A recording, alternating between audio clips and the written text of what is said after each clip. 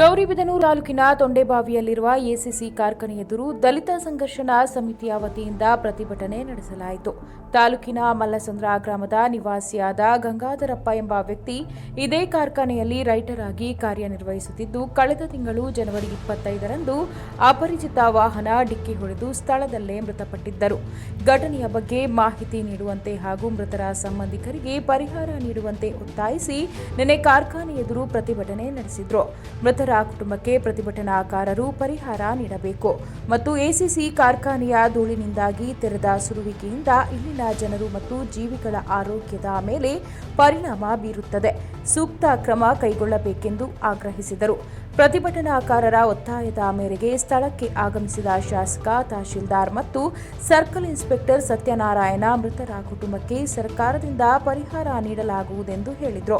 ಇನ್ನು ಮೃತನ ಮನೆಗೆ ಕೂಡಲೇ ವಿಧವಾ ವೇತನ ಹಾಗೂ ಅಪಘಾತ ಮಾಡಿದ ವಾಹನವನ್ನು ಪತ್ತೆ ಮಾಡಿ ದೂರು ನೀಡುವುದಾಗಿ ತಿಳಿಸಿ ಪ್ರತಿಭಟನೆಯನ್ನ ಕೈಬಿಡುವಂತೆ ಒತ್ತಾಯಿಸಿದರು.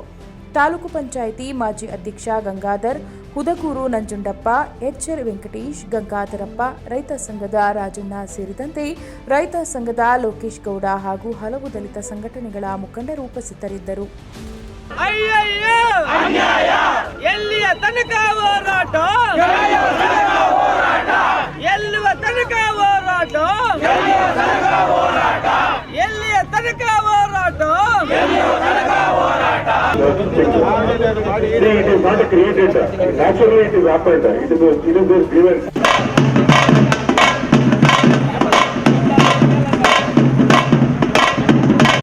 ಮೊನ್ನೆ 25ನೇ ತಾರೀಕು ಕೆಲಸಕ್ಕೆ ಬಂದಿದ್ರು. 5:15ಗೆ ಬಂದು ಮನೆಗೆ ಬರಬೇಕಾದ್ರೆ ಈ ಥರ ಆಗಿದೆ, ಆಕ್ಸಿಡೆಂಟ್ ಆಗಿ. ನನಗೆ ಯಾರೂ ದಿಕ್ಕಿಲ್ಲ. ಇಬ್ಬರು ಮಕ್ಕಳು ಚಿಕ್ಕವರು, ಒಬ್ಬ 6 ತಿಂಗಳು, 6 ವರ್ಷ, ಒಬ್ಬರಿಗೆ 7 ತಿಂಗಳು. ಎಷ್ಟು ವರ್ಷ ಕೆಲಸ ಮಾಡ್ತಾ ಇದ್ರಿ? ಇಲ್ಲ, ಸುಮಾರು 10 ವರ್ಷದಿಂದ ಕೆಲಸ ಮಾಡ್ತಾರೆ. ಇಲ್ಲೇ ಕೆಲಸ ಮಾಡ್ತಾ ಇದ್ದಾರೆ. ಜಯಪ್ರಕಾಶ್, ನಾಳೆ ಅವ್ರ ವಿಧವಾ ವೇತನ ಅವ್ರ ಮನೆಗೆ ಹೋಗಿ ತಲುಪಿಸುವಂತ ಜವಾಬ್ದಾರಿ ನಾನು ನಿಮಗೆ ಕೊಡ್ತಾ ಇದ್ದೀನಿ. ವಿಧವಾ ವೇತನನ್ನ ನಾವು ಇಮಿಡಿಯೇಟ್ ಮಾಡ್ತೇವೆ. ಆಮೇಲೆ ತಾವು ಸರ್ಕಾರದಿಂದ 10 ಲಕ್ಷ ಪರಿಹಾರ ನಿಧಿ ಅಂತ ನೀಡ್ಬೇಕಂತ ಹೇಳಿದ್ರಿ. ಸಾಹೇಬ್ರ ಕಡೆಯಿಂದ ಈಗ ಆಲ್ರೆಡಿ ಮುಖ್ಯಮಂತ್ರಿ ಪರಿಹಾರ ನಿಧಿಗೆ ಸರ್ ಬರೀತಾರೆ. ಅವ್ರ ರೆಕಮೆಂಡೇಶನ್ ಇಂದ ನಾವು ಕಳಿಸ್ತೀವಿ. ಲಕ್ಷದಿಂದ ಇತ್ತೀಚೆಗೆ ನಡೆದ ಅಪಘಾತದಲ್ಲಿ ಮರಣ ಹೊಂದಿದೆ ಮಲ್ಲಸಂದ್ರ ಎಂ ಗಂಗಾಧರಪ್ಪ ಅವರ ಕುಟುಂಬಕ್ಕೆ 25 ಲಕ್ಷ ಪರಿಹಾರ ನೀಡುವುದು ಮತ್ತೆ ಸರ್ಕಾರದಿಂದ 10 ಲಕ್ಷ ಮಾಡಿಕೊಳ್ಳದೆ ತಾವೆಲ್ಲರೂ ಕೂಡ ಸಹಕರಿಸಿದ್ದೀರಾ. ಮೊಟ್ಟ ಮೊದಲನೇದಾಗಿ ನಾನು ನಿಮ್ಮೆಲ್ಲರಿಗೂ ಜೀವ ವಂದನೆಗಳನ್ನು ತಿಳಿಸ್ತಾ ಇದ್ದೀನಿ.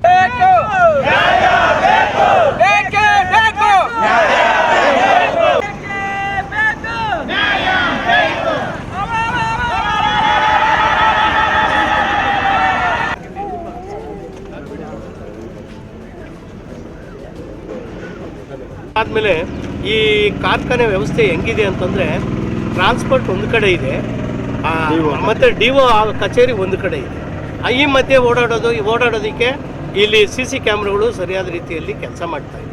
ಇದು ದೊಡ್ಡ ಫ್ಯಾಕ್ಟ್ರಿಯಾಗಿ ಇದು ದೊಡ್ಡ ಹಗರಣದ ಭೂತ ಅಂತ ನಾನಾದರೂ ಹೇಳೋದಕ್ಕೆ ಇಷ್ಟಪಡ್ತೀನಿ. ಯಾಕೆ ಅಂತಂದರೆ ಇಲ್ಲಿ ಸುಮಾರು ಜನ ಸತ್ತಿದ್ದಾರೆ. ಯಾರು ಸತ್ರೂ ACC ಅವರು ಜವಾಬ್ದಾರಿನೇ ಇಲ್ಲ. ಇವರು ಮನುಷ್ಯರಿಗೆ ವ್ಯಾಲ್ಯೂ ಕಟ್ಟೋಕ್ಕೆ ಆಗಲ್ಲ ಅಂಥ ಮನುಷ್ಯರ ಜೀವಗಳನ್ನು ತೆಗೆಯುವಂಥ ಕೆಲಸ ACC ಕಾರ್ಖಾನೆ ಇವತ್ತು ಮಾಡ್ತಾ ಇದೆ. ಅದಕ್ಕೋಸ್ಕರ ನಾವು ಏನು ಗಂಗಾಧರಪ್ಪ ಅವ್ರನ್ನ ರಾತ್ರಿ 11:30ರಲ್ಲಿ ಏನು 25ನೇ ತಾರೀಕು ಏನು ಹೇಳ್ತಿದ್ದೀವಿ, ಆ ಸಂದರ್ಭದಲ್ಲಿ 11:30ರಲ್ಲಿ ಆ ಲಾರಿ ಇದು ಏನು ನಿಲ್ದಾಣ ಏನಿದೆ ಅಲ್ಲಿಂದ ಆ ಪಾರ್ಕಿಂಗ್ ಜಾಗದಿಂದ ಇಲ್ಲಿ ಇದಕ್ಕೆ DO ಆಫೀಸಿಗೆ ಬರಬೇಕಾದ್ರೆ ಈ ಮಧ್ಯೆ ಅಲ್ಲಿ ಫ್ಯಾಕ್ಟ್ರಿಯಿಂದ ಏನು ಘನತ್ಯಾಜ್ಯ ವಸ್ತುಗಳಿದ್ದಾವೆ ಅದನ್ನು ಇಟ್ಟಿಗೆ ಚೂರು ಮತ್ತು ಗೋಡೆ ಹೊರಡಿರ್ತಕ್ಕಂಥ ಇಟ್ಟಿಗೆ ಚೂರು, ಸಿಮೆಂಟ್ ಸೂರುಗಳನ್ನು ಎಲ್ಲ ತಂದು ಈ ರೋಡಿಗೆ ಸುರಿದಿದ್ದಾರೆ. ಅವನು ಸಾಯಬೇಕಾದ್ರೆ ಅದು ಕೂಡ ಒಂದು ದೊಡ್ಡ ಕಾರಣ ಅಂತ ಈ ಸಂದರ್ಭದಲ್ಲಿ ನಾನು ಹೇಳೋದಕ್ಕೆ ಇಷ್ಟಪಡ್ತಾ ಇದ್ದೇನೆ. ಸರಿ, ಇನ್ಯಾವುದೆಲ್ಲ ಗೊತ್ತಿದೆ ನಿಮ್ಮ ಭಾವನೆಗಳು. ಅದಕ್ಕೆ ತಹಸೀಲ್ದಾರ್ ಇದ್ದಾರೆ, ನಮ್ಮ ಸರ್ಕಲ್ ಇನ್ಸ್ಪೆಕ್ಟರ್ ಇದ್ದಾರೆ. ಅವರು ಕೂಡ ತನಿಖೆ ಮಾಡಿ ಏನು ಇಲ್ಲಿ ಅವ್ಯವಸ್ಥೆ ಇದೆ ಅಂತ ಒಂದು ರಿಪೋರ್ಟು ಕೂಡ ಕೊಡ್ತಾರೆ.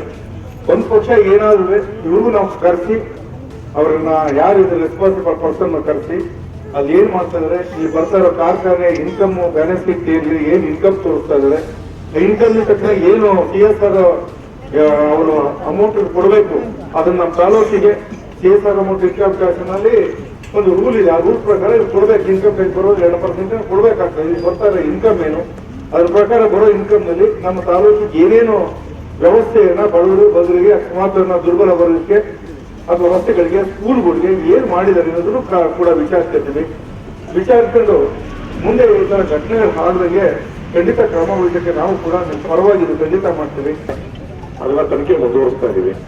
ಮುಂದುವರೆದು ಒಂದು 3 ದಿವಸದ ನಂತರ ಮತ್ತೆ ಅವರು ಡಿಸಿ ಕಡೆಯವರು ಮನೆಯವರು ಒಂದು ದೂರು ಕೊಟ್ಟಿದ್ದಾರೆ, ಇದಕ್ಕೆ ಕಾರ್ಖಾನೆಯ ನಿರ್ಲಕ್ಷ್ಯತೆ ಕಾರಣ ಆಗಿ ಅಂತ.